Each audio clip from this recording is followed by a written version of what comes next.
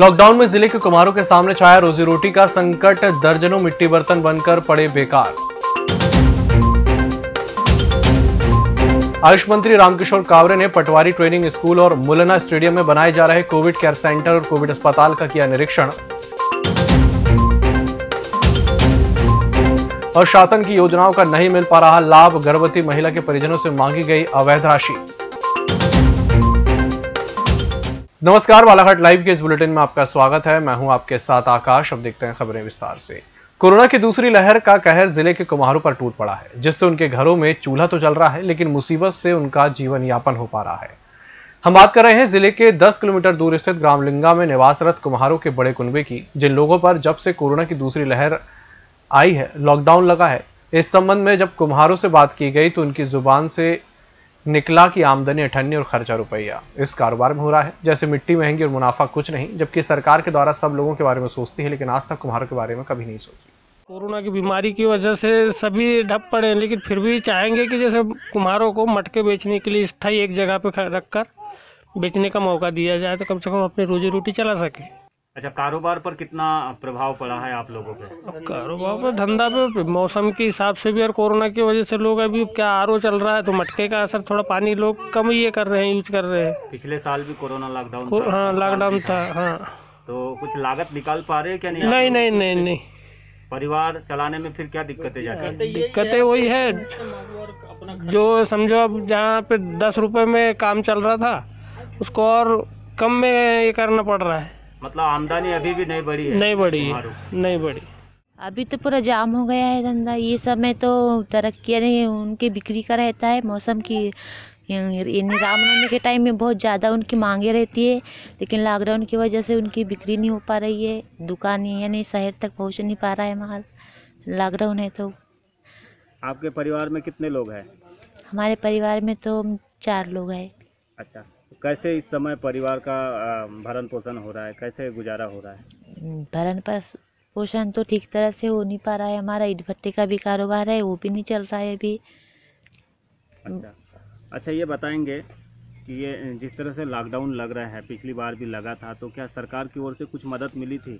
जी नहीं। खाद्यान्न सामग्री में हो या फिर हाँ, खाद्यान्न सामग्री में मिली थी। राशन से चावल, गेहूँ वगैरह 1 महीने का 2 महीने का फ्री मिला था। अच्छा, इस बार नहीं मिला है। अभी इस बार कोई भी सुविधा नहीं मिली है सरकार की तरफ से।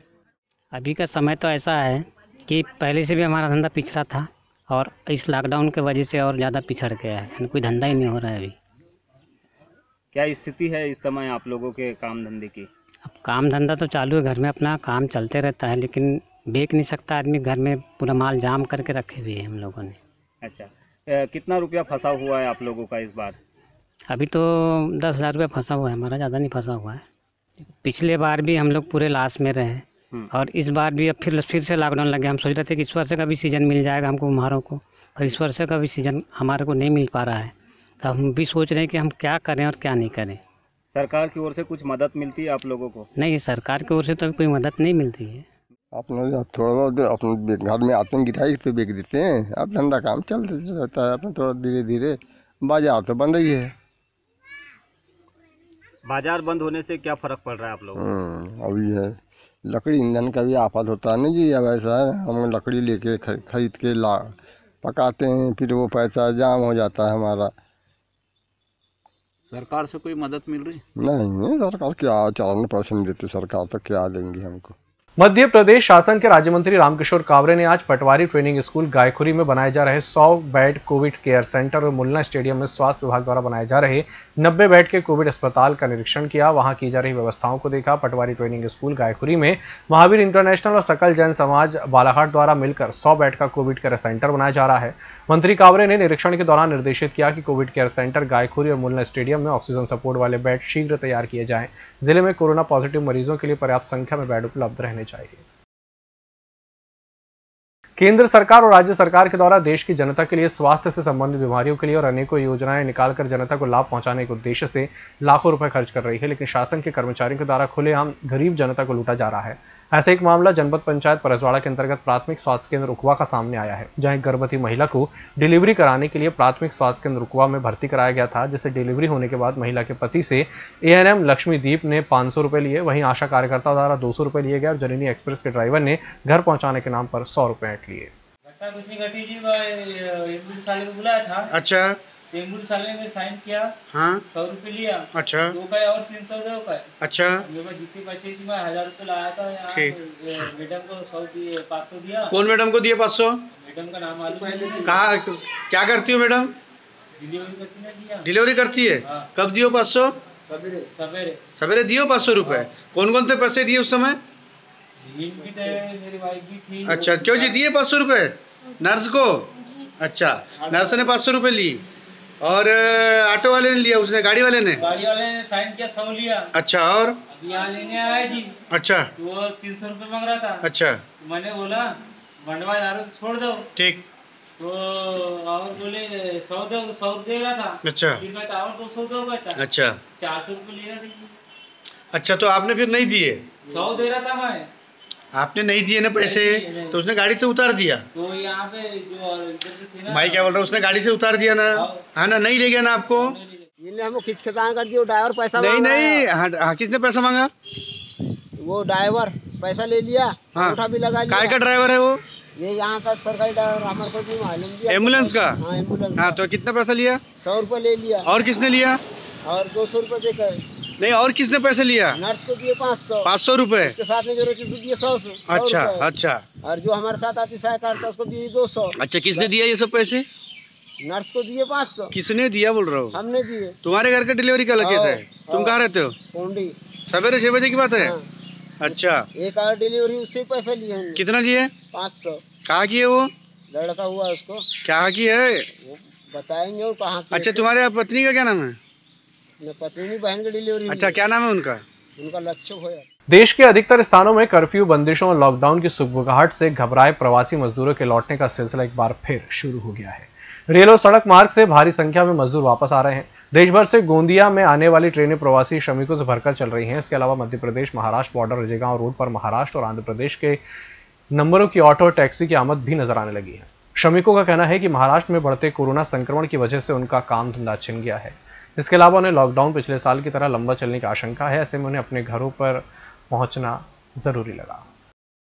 बिरसा पुलिस और रॉक फोर्स के द्वारा 1 दर्जन गरीबों को राशन कार्ड वितरित किए गए। गरीबों को राशन वितरण करने, सोशल डिस्टेंस और मास्क लगाएं और अन्य कामों से बाहर न निकलें संदेश भी दिया गया। बिरसा पुलिस द्वारा ऐसे गरीबों को राशन देने के गरीब चेहरों में मुस्कान का भाव जागृत हुआ। भारत रत्न डॉक्टर भीमराव अंबेडकर की 130वीं जयंती के अवसर पर उपासक और उपासिका BR बडोले और जनपद सदस्य सुरेश बडोले के निवास स्थान पर बनाई गई, जिसमें उपस्थित उपासक अशोक राउत, उपासिका निर्मला राउत, RN राउत, आशुतोष बडोले, भुवनेश्वर बडोले रहे। सबसे पहले डॉक्टर भीमराव अंबेडकर और तथागत गौतम बुद्ध के छायाचित्र पर माल्यार्पण कर पूजा अर्चना की गई।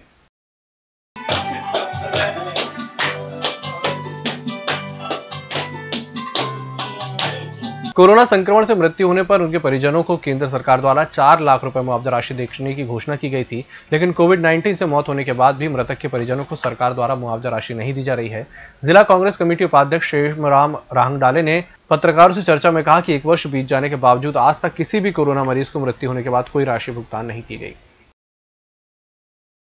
ये 14 मार्च 2020 को भारत में कोविड-19 को आपदा घोषित मरने वाले परिजनों को 4 लाख रुपए मिलेगा मुआवजा, ये ऐसे सरकार ने घोषणा की थी, लेकिन आज तक उस घोषणा को अमल नहीं किया गया है।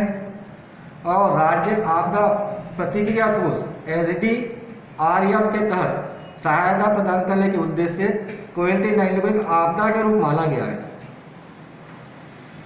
और समाचार एजेंसी ANI के मुताबिक गृह मंत्रालय ने कहा कि कोरोना वायरस की वजह से जान गंवाने वाले लोगों को 4 लाख रुपए का भुगतान मुआवजा के रूप में किया जाएगा। इसे राहत कार्यों में शामिल किया गया है, लेकिन 1 साल बीत जाने के बावजूद भी जो सरकार की गाइडलाइन द्वारा जो जारी किया गया है, आज तक इस विषय पे किसी भी कोरोना मरीज को जो मृत्यु हो चुकी है इस चीज़ का भुगतान नहीं किया गया है। और मरीजों की मृत्यु संख्या को बिल्कुल कम बताया जा रहा है। जैसे आपके मीडिया द्वारा अभी नवभारत में 2 दिन पहले समाचार छापा था इंदौर का कि 4 दिन में कम से कम 400 लोग की मृत्यु हो चुकी है, लेकिन आंकड़ा 40 से 44 बताते हैं। हमारे बालाघाट में वही हाल है। अब पत्रकार के माध्यम से, क्योंकि हमारे हिंदुस्तान के चौथे स्तर का पत्रकार होते हैं जो सभी जनता तक, आम जन तक हर खबर पहुंचाने का उनका दायित्व होता है और वो अपना दायित्व पूरे अच्छी तरह से निभाते हैं। इसी उद्देश्य को आज हर जनता तक ये खबर जाए आप लोगों के माध्यम से कि बालाघाट में भी आज यही हाल है। आप देख रहे हैं 2-3 दिन के अंदर रोज 15 से 20 लोग कोरोना ग्रसित होकर मृत्यु हो जा रही है, लेकिन अगर बालाघाट का आंकड़ा देखो तो आज तक सिर्फ मृत घोषित आंकड़ा सरकारी आंकड़े में सिर्फ 22 ही है।